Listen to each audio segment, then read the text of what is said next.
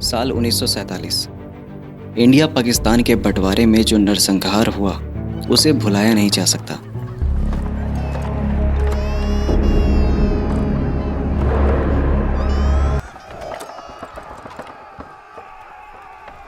जिसके बाद रेलगाड़ियाँ, बैलगाड़ियाँ, बसें, कारें और एक लंबी अनंत कतार में पैदल चलते हुए लाखों लोग अपने सरों पर चारपाइयाँ और बर्तन ढोते हुए अपनी अपनी पुश्तैनी ज़मीनों और घरों को अलविदा कह के चले जा रहे थे। लेकिन साल 1948 में आज़ाद भारत के हैदराबाद में फिर से एक ऐसा नरसंहार हुआ था जिसे आज लोगों द्वारा भुला दिया गया है। उसे इतिहास से कहीं न कहीं मिटा दिया गया है। ये घटना है आज़ाद भारत के हैदराबाद में एक मुस्लिम संगठन द्वारा की गई नरसंहार की। इसमें 40,000 से ज़्यादा लोगों ने अपनी जान गंवाई और कितने ही लोगों ने अपने लोगों को खो दिया था। इतिहास के कई पन्नों में भारत में ऐसी कई घटनाएं मौजूद हैं, लेकिन कुछ ऐसी भी घटनाएं हैं जिसे इतिहास से कहीं न कहीं मिटा दिया गया है। मगर खतरनाक होता है किसी इतिहास को भुला देना, उसकी सच्चाई को समय के गर्द में दफन कर देना, और उतना ही घातक है किसी घटना को मिटा देना।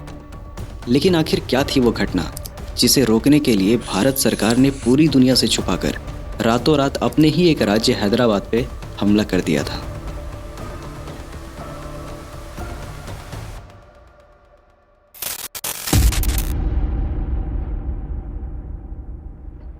पंद्रह अगस्त 1947 को जब भारत आज़ाद हुआ, उस समय भारत में टोटल 562 रियासतें हुआ करती थी। इन रियासतों को प्रिंसली स्टेट कहा जाता था और हर रियासत के अपने एक राजा हुआ करते थे। कहने के लिए तो लॉर्ड माउंटबेटन ने दुनिया के नक्शे पे दो नए देश बना दिए थे, जो था इंडिया और पाकिस्तान। लेकिन साथ ही ये भी कहा था कि जो भी प्रिंसली स्टेट भारत में रहना चाहते हैं वे भारत में मिलकर रह सकते हैं, और जो भारत में मिलना नहीं चाहते वो या तो खुद अपना एक देश बना सकते हैं या पाकिस्तान में मिल सकते हैं। Most of the princely state Bharat के साथ जुड़ गए, मगर उस समय एशिया के सबसे बड़े स्टेट हैदराबाद के निज़ाम ने भारत के साथ जुड़ने से इनकार कर दिया और भारत के बीचों बीच हैदराबाद को एक इंडिपेंडेंट देश घोषित कर दिया। हैदराबाद एक ऐसा राज्य था जहाँ की जनसंख्या 80% आबादी हिंदुओं की थी और 20% मुस्लिमों की। लेकिन वहाँ के राजा एक मुस्लिम कम्युनिटी से बिलोंग करते थे, जिस वजह से हैदराबाद के राजा को निज़ाम कहा जाता था। सरदार पटेल का मानना था उस समय का हैदराबाद भारत के पेट का कैंसर बन चुका था। तब जाके मजबूरी में आकर उन्होंने हैदराबाद को वापस भारत में मिलाने के लिए शुरू किया एक डार्क सीक्रेट ऑपरेशन, जिसे कहा गया ऑपरेशन पोलो।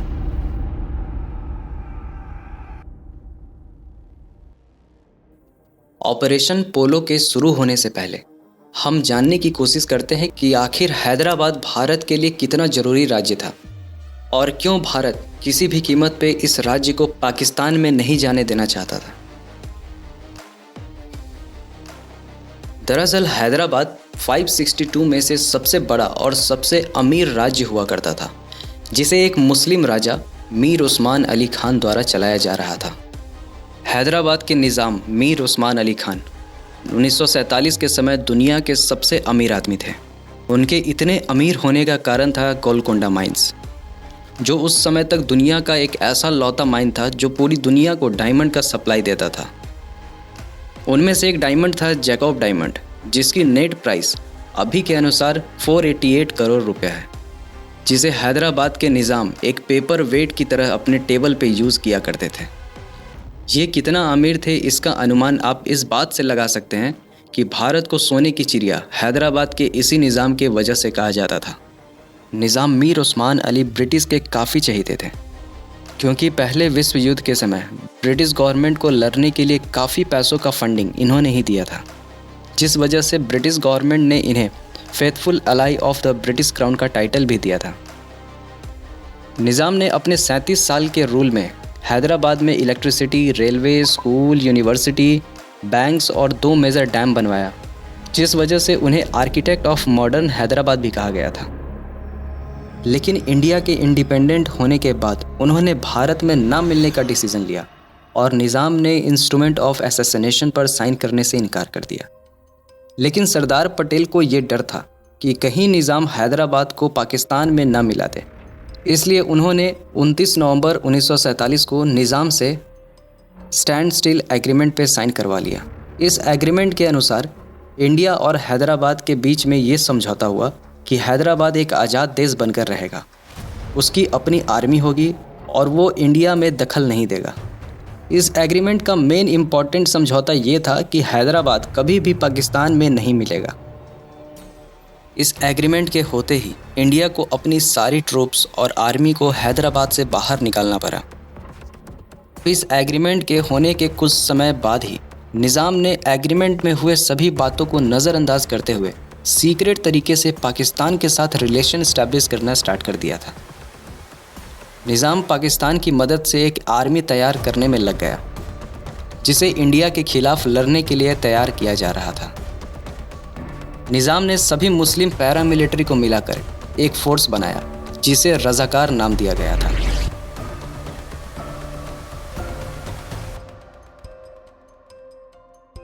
रज़ाकार के हेड कासिम रज़वी को बनाया गया, जो प्रोफेशन से तो एक एडवोकेट थे और साथ ही एक कट्टर इस्लामिक भी थे।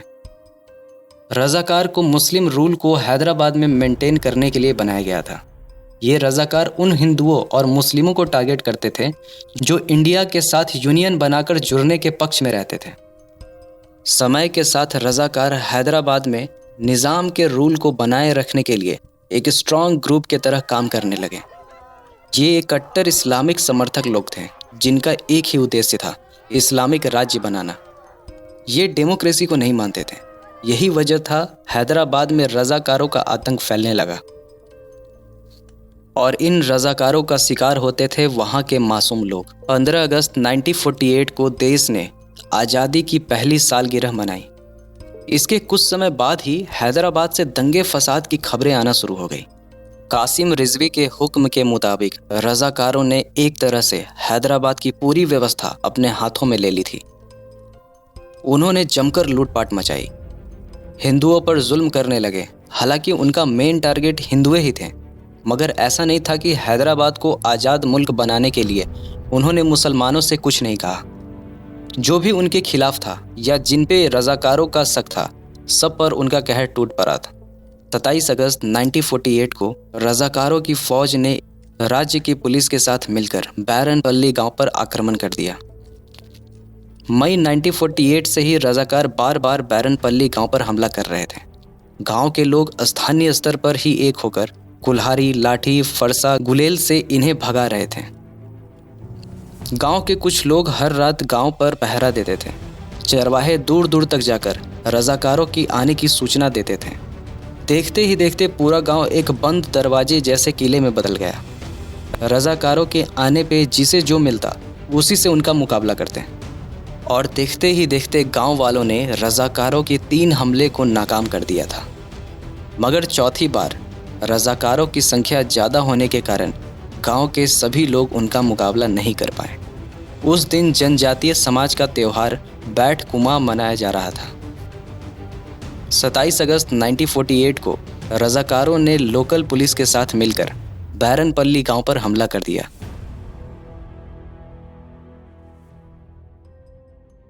बेकसूर गांव वालों को चुन चुन कर लाइन में खड़ा करके रज़ाकारों ने खत्म कर दिया। गोलियां बचाने के लिए एक के पीछे एक को खड़ा करके इकट्ठे 3-3 लोगों को एक ही गोली से मारा गया था। औरतों पे हर तरह का जुल्म किया गया। ये सब देखकर कई औरतों ने कुएं में कूदकर जान दे दी। लगभग 120 से ज्यादा लोग इस घटना में मारे गए थे। इस पूरे घटना ने हैदराबाद के लोगों में आक्रोश भर दिया था। रज़ाकारों द्वारा किस तरह से मासूम लोगों को खत्म किया गया, इसका आंखों देखा हाल साल 2017 में द हिंदू में एक रीजनल सीनियर सिटीजन चलाचल रेड्डी के शब्दों में प्रकाशित किया गया था। उन्होंने बताया कि गुलेल जैसे आम हथियारों से भी गांव वालों ने क्रूर रज़ाकारों को रोकने की कोशिश की, मगर रज़ाकारों के बंदूकों के सामने गांव वाले कब तक लड़ पाते हैं। इसके बाद एक और ऐसी घटना घटी जिसने हैदराबाद के पूरे भविष्य को ही बदल कर रख दिया। एक ऐसी घटना जो कारण बना हैदराबाद के भारत में शामिल होने का। दर्द सह रहे आम हैदराबाद के हिंदुओं के आज़ादी का। और रज़ाकारों के अत्याचार से हैदराबाद को आज़ाद करने का। दरअसल हैदराबाद और इंडिया के बीच स्टैंड स्टिल एग्रीमेंट साइन होने के साथ ये डिसीजन लिया गया था कि दोनों देश अपने दायरे में ही रहेंगे। मगर 30 अगस्त 1948 को इंडिया के बड़सी शहर के चेकपोस्ट पर जब पुलिस से भरी एक ट्रक चेक पोस्ट क्रॉस ही करने वाली थी कि अचानक हैदराबाद के रज़ाकारों ने ट्रक को चारों ओर से घेर लिया और ट्रक के ऊपर अंधाधुंध फायरिंग स्टार्ट कर दी। देखते ही देखते सभी पुलिस रज़ाकारों के आतंक का शिकार हो गए। उस समय भारत के रक्षा मंत्री बलदेव सिंह का कहना था कि अब हालत इससे ज़्यादा खराब नहीं हो सकती थी, क्योंकि रज़ाकार हैदराबाद से बाहर आकर भारतीय पुलिस पर हमला कर रहे थे। बैरनपल्ली गांव पर हुए एक अत्याचार को देखते हुए और भारतीय पुलिस पर इस हमले को देखते हुए इंडिया कोई ठोस कदम उठाने के लिए तैयार था। वहीं हैदराबाद के निज़ाम का कहना था कि ये हमला उनकी तरफ से नहीं किया गया था, वो हमला रज़ाकारों की तरफ से की जा रही थी। इसका मतलब था रज़ाकार अब निज़ाम के हाथों से बाहर निकल चुके थे और हैदराबाद को एक मुस्लिम राष्ट्र बनाने का हर एक मुमकिन कोशिश कर रहे थे। जंगल की आग की तरफ फैल चुके रज़ाकारों के आतंक को रोकना अब हैदराबाद की गद्दी पर बैठे निज़ाम के बस से बाहर हो चुका था। हैदराबाद के हालात लगातार बिगड़ते जा रहे थे। बैरनपल्ली गांव में हुए इस नरसंहार को देखते हुए और पुलिस पे इस हमले को देखते हुए भारत सरकार अब किसी भी तरह का एक ठोस कदम उठाने पे मजबूर था। मगर जिस तरह हर रात की सुबह होती है, वैसे ही हैदराबाद की इस रात की भी सुबह हुई, और सुबह भी ऐसी जिसने इतिहास बना दिया।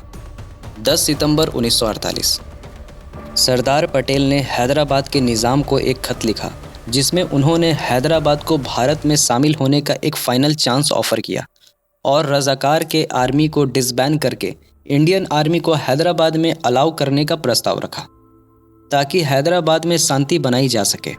मगर निज़ाम ने इस ऑफर को मानने से इनकार कर दिया। 13 सितंबर 1948 ये वो दिन था जब ऑपरेशन पोलो को शुरू किया गया। इस ऑपरेशन का नाम ऑपरेशन पोलो इसलिए रखा गया था क्योंकि उस समय हैदराबाद में दुनिया के सबसे ज़्यादा पोलो के स्टेडियम हुआ करते थे। ऑपरेशन पोलो का सिर्फ एक ही एम था, हैदराबाद को किसी भी तरह से इंडिया का हिस्सा बनाना और रज़ाकारों को पूरी तरह से ख़त्म करना। हैदराबाद के तरफ से करीब 24,000 सोल्जर और 2 लाख रज़ाकार लड़ने के लिए तैयार खड़े थे। हैदराबाद के आर्मी को लीड कर रहे थे मेजर जनरल एल्ड्रॉस। इंडियन आर्मी ने इस ऑपरेशन को पूरा करने के लिए गोडार्ड प्लान का यूज़ किया। इस प्लान के अनुसार हैदराबाद में 2 तरफ से हमला करना था।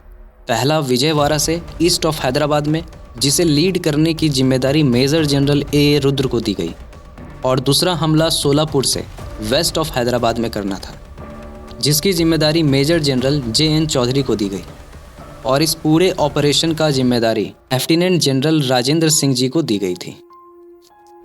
13 सितंबर 1948 को इंडियन आर्मी ने हैदराबाद पे 5 तरफ से धावा बोल दिया।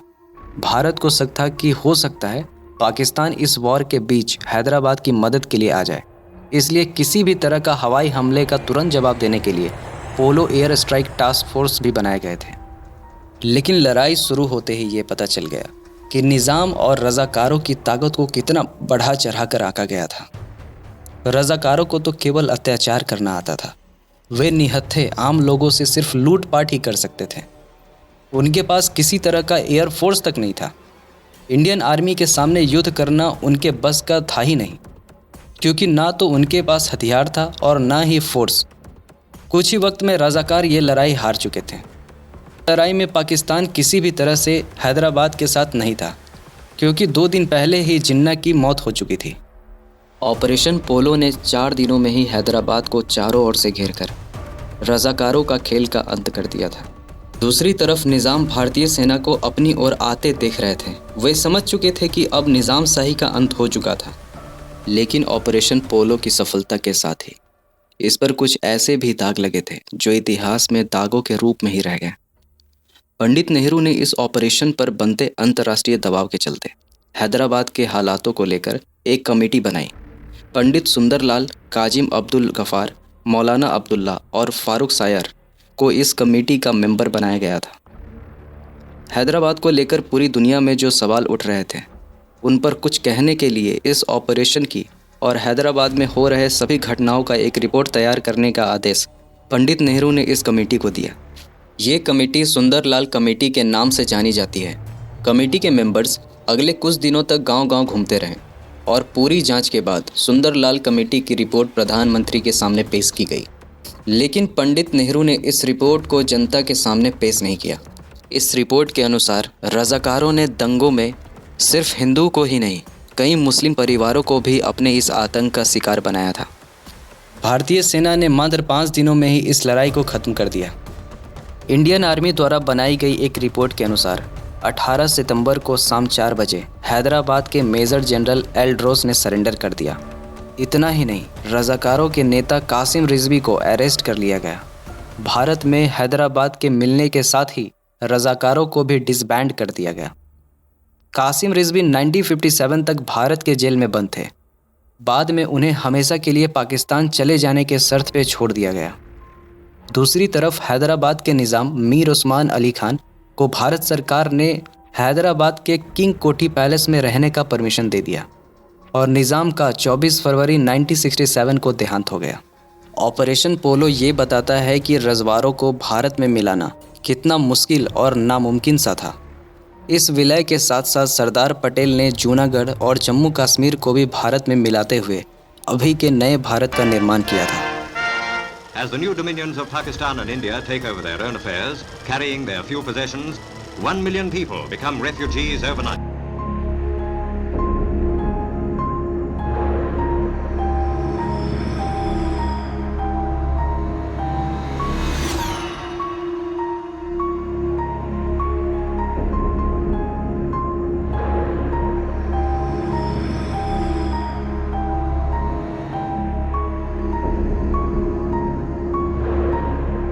इतिहास के कई पन्नों में भारत में हुए कई ऐसी घटनाएं दर्ज हैं जिसे पढ़ने के बाद यह पता चलता है कि भारत के बनने से लेकर अब तक इंसानियत को शर्मसार करने वाली कई घटनाएं घट चुकी हैं। कई घटनाएं उजागर हुईं, लेकिन कई घटनाएं लोगों के बीच आई ही नहीं। शायद इसलिए कि उस समय किसी भी तरह का सोशल मीडिया नहीं था और जो कुछ लिखा जाता था वो सिर्फ राजाओं के कहने पे ही लिखा जाता था। मगर कुछ घटनाओं की कहानी पीढ़ी दर पीढ़ी लोगों ने अपने आने वाली जनरेशन को बताती रही है, जिसे बाद में हिस्ट्री के इंसिडेंट से जोड़कर पूरा किया गया और ये माना गया कि लोगों द्वारा बताई गई कई कहानियाँ सच थी और इसे हिस्ट्री में दोबारा लिखवाया गया ताकि पूरी दुनिया को उन सभी सोसाइटी में रह रहे लोगों की सच्चाई पता चले और लोग खुद को वैसे ही घटना का शिकार होने से बचा सकें।